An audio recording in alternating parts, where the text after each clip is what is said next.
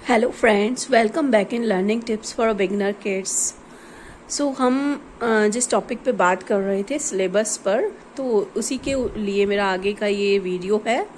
आज मैं बात करने वाली हूँ हिंदी का सिलेबस।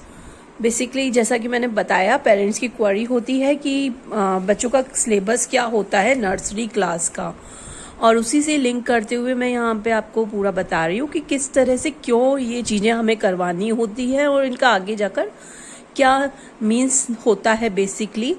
तो जैसा कि मैंने इंग्लिश में आपको बताया कि इंग्लिश में बच्चों को फोनिक्स क्लियर होना जरूरी होता है, बिकॉज आगे मीन बेसिकली होता है रीडिंग कॉन्सेप्ट्स उसका बच्चे का क्लियर हो जाए।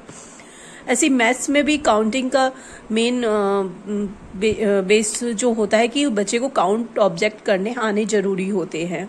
द सेम वे जब हम हिंदी की बात करते हैं तो हिंदी में भी रिटर्न का मैंने आपको पहले ही बता चुकी हूँ कि जो भी लेटर्स आपको करवाने हैं तो उसमें कौन सा लेटर पहले आएगा, कौन सा बाद में आएगा। फिर जब कोई भी आप अक्षर करवा रहे हैं तो पहले किस साइड से स्टार्ट करना है, फिर कौन सा है, तो ये सारा मेरे पहले के वीडियोस में मैं पूरा बता चुकी हूँ। अभी बात कर रहे हैं अपन कि हिंदी में आपको पहले क्या करवाना होता है।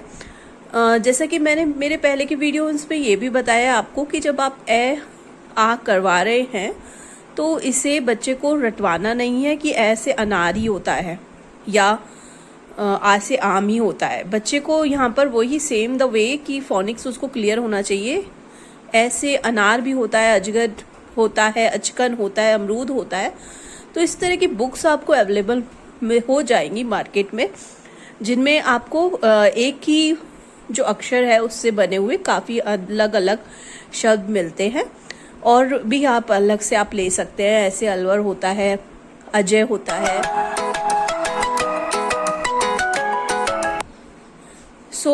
इस तरीके से आपको बच्चे को क्लियर करना है कि ऐसे क्या होता है। फिर आ से जैसे आग है, आलू है, आईना है, ऐसे में आगे बढ़ते हुए ई से इमली भी है, इमरती है, इडली है, इंजन है। बड़ी ई की बात करते हैं हम, तो साथ में यहाँ राइम्स भी दी हुई है, जैसे ई से इमली सबसे खट्टी बच्चों को लगती ये है अच्छी। तो बच्चे इसे कनेक्ट होते हैं और अच्छे से समझ भी लेते हैं। बड़ी से यहाँ बात दी हुई है, ई से ईख खेतों में उगती, इससे गुड़ शक्कर है बनता। तो ई से ईख है, ईद है, ईट है, ईश्वर है। ऐसे ही आगे करते हुए ऊ से उल्लू दिन में सोता, रात में सब पे नजर है रखता। ऊ से उल्लू है, उस्तरा है, उपहार है, उपवन है। बड़े ऊ की बात करें हम तो ऊ से ऊन का बना स्वेटर, हमने खूब पहना इसे धोकर। ऊपर ऊट, ऊद बिलाओ। तो आपको ये बच्चे को क्लियर करना है कि ऊ से शुरू होने वाले शब्द कौन कौन से हो सकते हैं, क्योंकि हमारा मेन पर्पस होता है बच्चे का फोनेटिक क्लियर होना। ऋषि ऋषि है तो ऋषभ है, ऋतु है, ये थोड़ा सा टिपिकल होता है। तो बच्चे को नर्सरी से थोड़ा सा जब बच्चा ओवरऑल और वर्ड्स अंडरस्टैंड करने लगता है तो बच्चे को बाद में लिखवाया जाता है। हाँ, बट ऑरल में बच्चे को पता होना जरूरी है। इसी तरह से ए से एल्बम है, एक्सरे है, एडी है, एक तारा है। आई से ऐनक है, एरावत, ऐश्वर्या, एक्टर। ओ से ओखली, ओढ़नी, ओस, ओट।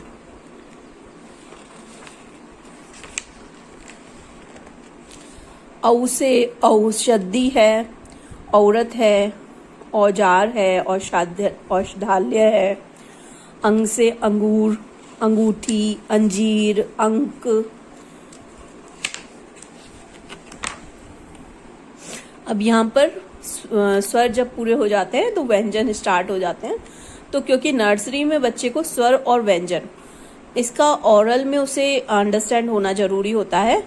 उसे ओरल इन दोनों के बारे में आना चाहिए होता है, और रिकॉग्नाइज भी करने, जैसा कि मेरे पहले वीडियोस में मैंने बताया था कि बच्चे को रिकॉग्नाइज आप कैसे करवाएंगे, फिंगर के थ्रू उस पर आप बच्चे से ट्रेसिंग करवाएंगे। तो और बार बार उसे ट्रेस करवाने से बच्चा को क्लियर होता जाता है। फिर बच्चे जब राइट करने लगता है तो मैंने आपको बताया कि पहले आप चौक से करवाएं, स्ट्रोक्स करवाने के बाद जब स्ट्रोक्स क्लियरली बच्चा करने लगता है तो देन आप उसे पेंसिल के थ्रू करवाएं। ऊ सबसे पहले करवाएंगे, फिर जब व्यंजन अच्छे स्वर जब कंप्लीटली पूरे अच्छे से हो जाते हैं तो हम व्यंजन रिटर्न में करवाते हैं। तो ये जब बच्चे का नर्सरी ओवरऑल कंप्लीट हो जाता है तो एलकेजी से हम बच्चे को व्यंजन रिटर्न में करवाना स्टार्ट कर देते हैं। बट ऑरल की जहाँ मैं बात कर रही हूँ तो ऑरल में नर्सरी में ही व्यंजन भी स्टार्ट कर दिए जाते हैं। और जैसा कि मैंने पहले भी बताया कि इनका मेन पर्पस होता है बच्चे को आगे के लिए रीडिंग क्लियर का कॉन्सेप्ट्स क्लियर करना, क्योंकि आगे जाकर इनका कोई मीन नहीं होता।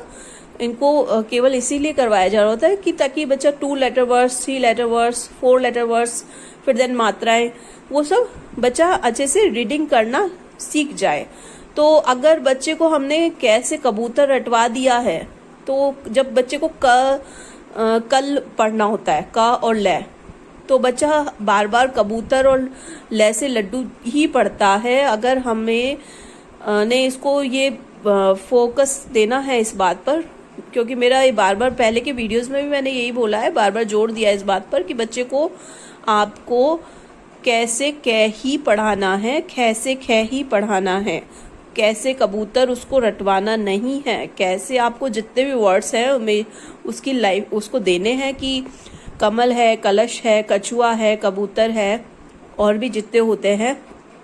तो आप सब कुछ कैसे रिलेटेड बच्चे को शो कीजिए, बच्चे को के माइंड में दीजिए। क्योंकि डेली का 5 हिंदी का ले लीजिए, 5 इंग्लिश के वोकैब ले लीजिए, तो बच्चे को 5 न्यू जो वर्ड्स होते हैं वो बच्चे के माइंड्स में आए, उन्हें बच्चे को खुद बताए बच्चा। और फिर ये एक तरह का गेम भी आप क्रिएट कर सकते हैं कि कोई भी 5 नए वर्ड्स डेली के हमें सीखने हैं, क्योंकि बच्चों की लर्निंग यही होती है बेसिकली। बच्चा स्टार्टिंग में बच्चों के लिए न्यू वर्ड्स जो उनके इमेजिन में आते हैं, तो ऐसे ही बच्चे सीखते हैं। तो इसी तरह से ख की बात कर रहे हैं हम, कैसे खरगोश है, खरबूजा है, खटमल है, खजूर है, गैसे गमला, गाय, गहना, गाजर, घैसे घर, घड़ा, घड़ी, घंटी, फिर यहाँ पर ड रहता है हमेशा खाली, चलो मारो अब बच्चों ताली। तो इस तरह से राइम्स भी यहाँ दी हुई है। बच्चे राइम्स के थ्रू ज़्यादा इंटरेस्ट लेते हैं, तो इसी के थ्रू आपको करवाना है। फिर आगे बात करते हैं, जैसे चरखा है, चटाई, चम्मच, चंदा, छ से छतरी, छाता, छत, छड़ी, जैसे जहाज है, जग, जामुन, जलेबी, जैसे झंडा है, झरना है, झोपड़ी, झरोखा, फिर यहाँ पर त्रै से त्रै बेचारा, हमेशा खाली, बन गया खाना, लाओ थाली।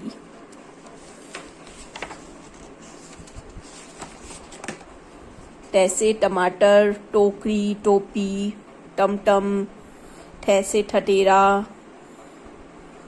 ठग, ठप्पा, ठेला। तो ऐसे ही करते हुए ये पूरे व्यंजन्स की आपको यहाँ पर दिए हुए हैं।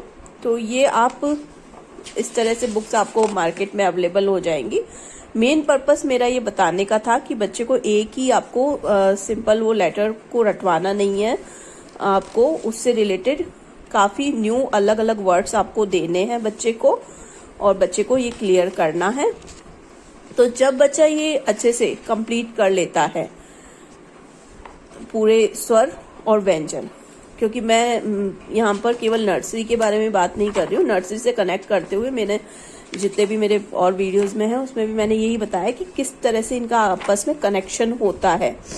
तो जब ये कंप्लीट हो जाते हैं तो बच्चों का 2 लेटर वर्ड्स स्टार्ट कर दिया जाता है।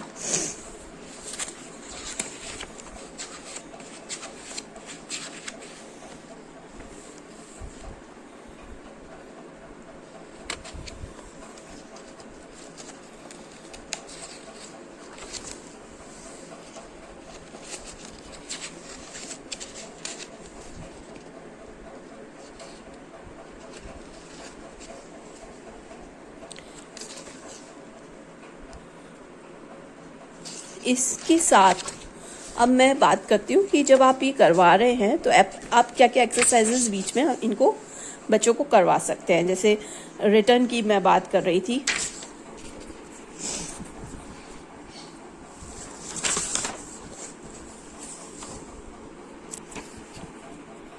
रिटर्न में जब आप करवाते हैं बच्चे लिखने लग जाता है ऐसे ए आ ई,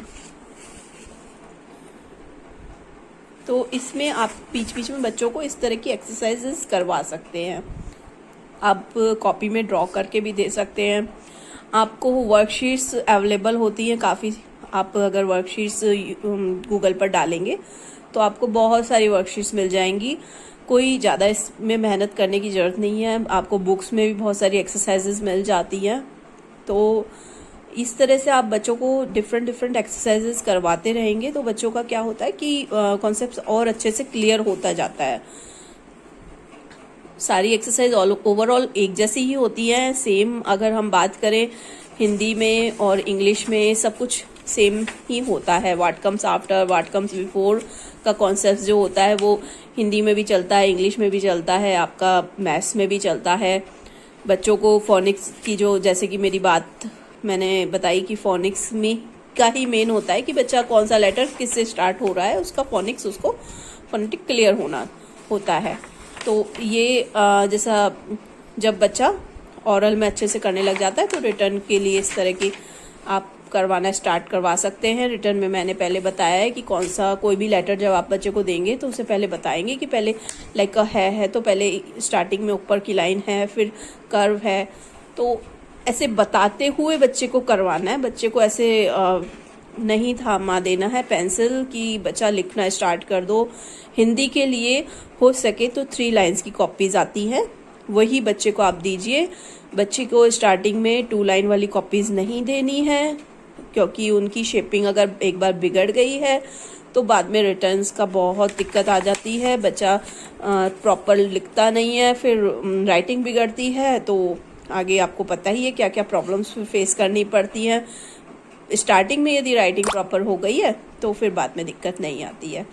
तो इस तरह से अभ्यास कार्य यहाँ पर दिए हुए हैं। फल है, थर्मस है, शहद है, जहाज है। बच्चा देखकर आराम से फर्स्ट लेटर बता देता है और लिखने लग जाता है। तो इसी तरह से आगे के ये सारे वैसे क्या हो सकता है, बतख है, कैसे कमल है, तैसे तरबूज है। इस तरह के अभ्यास कार्य आप इसमें बुक में आपको मिल जाएंगे। आप कॉपी में भी ड्रॉ कर दे सकते हैं बच्चे को।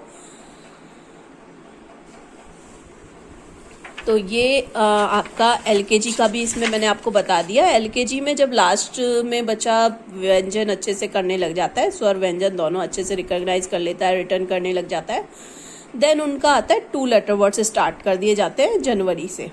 द सेम वे जैसा कि मैंने बताया कि इंग्लिश में उनके 2 लेटर वर्ड्स के बाद 3 लेटर वर्ड्स जो होते हैं, एब, एड, फिर कैट, बैट, तो वो सब स्टार्ट कर दिए जाते हैं इंग्लिश में। ऐसे ही सेम हिंदी में ही उनको 2 लेटर वर्ड्स स्टार्ट कर दिए जाते हैं।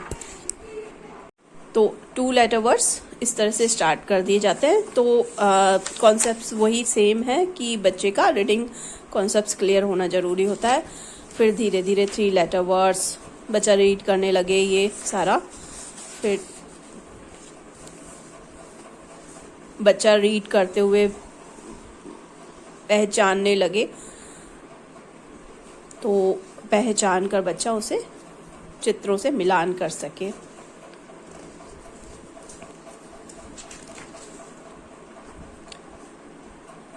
यहाँ पर एक्सरसाइज दी हुई है। चित्र देखकर वाक्य को पूरा करें। गोले में दिए गए अक्षरों की सहायता से नए शब्द बनाएं। फिर देन 3 लेटर वर्ड्स स्टार्ट हो जाते हैं। फिर इसी तरह से एक्सरसाइजेज होती हैं। फिर 4 लेटर वर्ड्स स्टार्ट हो जाते हैं। तो ये बच्चे का एलकेजी और देन प्रेप की स्टार्टिंग में ये सब चलता है। फिर प्रेप में जाकर बच्चे की मात्राएं स्टार्ट कर दी जाती हैं, जब बच्चा ये सब अच्छे से प्रॉपरली करने लग जाता है। क्योंकि जैसा कि आपको पता है कि लास्ट ईयर बच्चों की स्कूलिंग नहीं हुई है और इस साल भी बच्चों की स्कूलिंग नहीं हो पा रही है। तो ये सारी चीज़ें जो बच्चे लास्ट ईयर नर्सरी में थे और अब LKG में आ चुके हैं, तो आप ये सब चीज़ें बच्चों को क्लियर करवाते रहिए। इसी तरीके से फिर जब ये सब कुछ हो जाएगा तो मात्रा को लेकर मेरा आगे के मैं वीडियोस बनाऊंगी कि किस तरह से बच्चे को मात्रा आपको क्लियर करनी है। तो अगर आपको ये वीडियो अच्छा लगता है तो इसे लाइक कीजिए, शेयर कीजिए, और अब तक यदि आपने मेरे चैनल को सब्सक्राइब नहीं किया है तो कर लीजिए। Have a great day. ओम शांति।